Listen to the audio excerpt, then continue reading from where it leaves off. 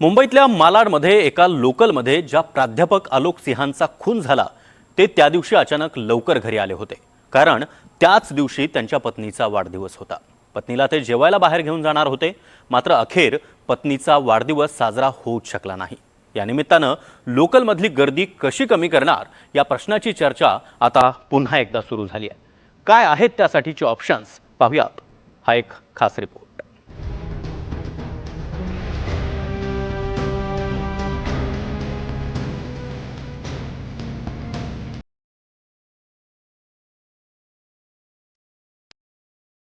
आलोक सिंग, ज्या प्राध्यापकांची मालाड स्टेशनवर ओमकार शिंदेने हत्या केली, त्या आलोक सिंग यांच्या पत्नीचा त्या दिवशी वाढदिवस होता।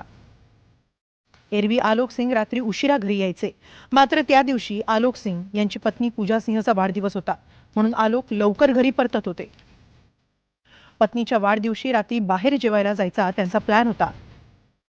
ऐसा मामला था, उसका था बर्थडे, तो इस रात उसने रुका नहीं, आने के लिए सोचा कि रुके नहीं, सीधे चल चले। ये था शासन प्रशासन पुलिस इतनी क्राउड है, उसकी अपन और सतर्कता से ड्यूटी करनी चाहिए, ऐसे अपराधियों पर नियंत्रण होना चाहिए, ये मैं कहूँगा।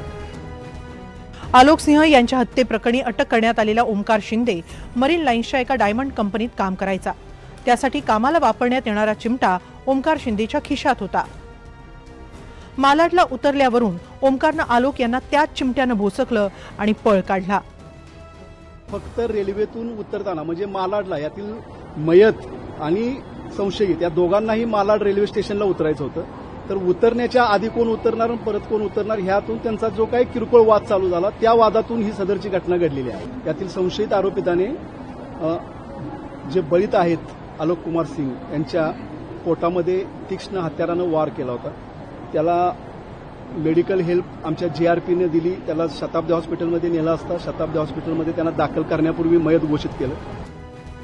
आलोक सिंग यांचे वडील अनिल सिंग हे राजनाथ सिंहांच्या सुरक्षा रक्षकांच्या ताफ्यात आहेत। मुलाची ज्यानं हत्या केली त्या ओमकार शिंदेला फाशी द्यावी अशी त्यांची मागणी आहे।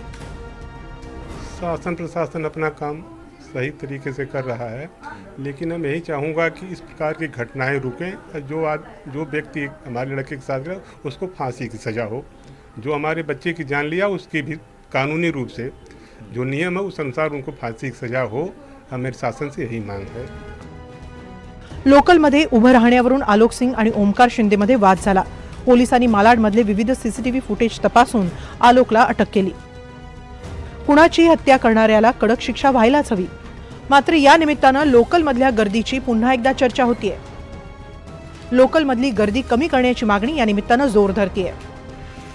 पश्चिम रेल्वे, मध्य railway, harbour railway, trans harbour रेल्वेमधून रोज 80 लाख प्रवासी प्रवास करतात। मुंबईत रोज 2,500च्या आसपास लोकल्स धावतात। एका लोकलमधून सुमारे 5,000 प्रवासी प्रवास करतात, तर 4 तासांमध्ये 4 ते 4.5 लाख प्रवासी लोकलमधून ये जा करतात।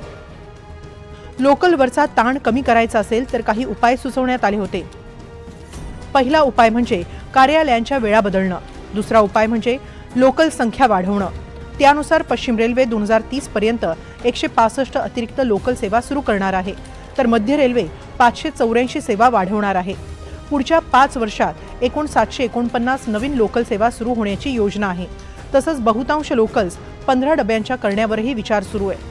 पश्चिम रेल्वेवर मुंबई सेंट्रल बोरिवली 6वी लाईन, बोरिवली विरार 5वी व 6वी लाईन, कल्याण कसारा 3री व 4थी लाईन, कल्याण कर्जत 3री व 4थी लाईन टाकण्याचा विचार आहे।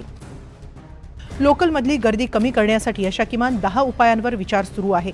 यामधल्या पहिल्या उपायाबद्दल म्हणजेच कार्यालयीन वेळा बदलण्याबद्दल सरकारी समितीचा अभ्यास सुरू आहे। एकूण 80 लाख प्रवाशांपैकी बँकांमधल्या कर्मचाऱ्यांची संख्या सुमारे 8 लाख आहे। केंद्र, राज्य आणि महापालिका अर्थात सर्व सरकारी कर्मचाऱ्यांची संख्या सुमारे 10 लाख आहे। खासगी कार्यालयांमधल्या नोकरदारांची संख्या 15 लाख आहे, तर इतर प्रवासी 12 लाख अशी संख्या आहे। कार्यालयीन वेळांमध्ये बदल केला तर 15 लाख प्रवासी विभागले जातील असा अंदाज आहे। मुंबईतल्या कार्यालयांनी 10 ते 6 ही कार्यालयांची वेळ बदलून ती पुढे मागे केली तर लोकलमधली गर्दी कमी होऊ शकते, मात्र कार्यालय आणि नोकरदार सुद्धा या बदलत्या वेळेबद्दल फारसे अनुकूल नाहीत। त्यामुळे लोकलमधला जीवघेणा प्रवास दुर्दैवानं सुरूच राहिलाय। तरी या जीवघेण्या प्रवासात थोडी काळजी घ्या। क्षुल्लक कारणावरून भांडू नका, शब्दाला शब्द वाढवून हमरी तुमरीवर येऊ नका. अक्षय कुडकेलवार, NDTV मराठी, मुंबई.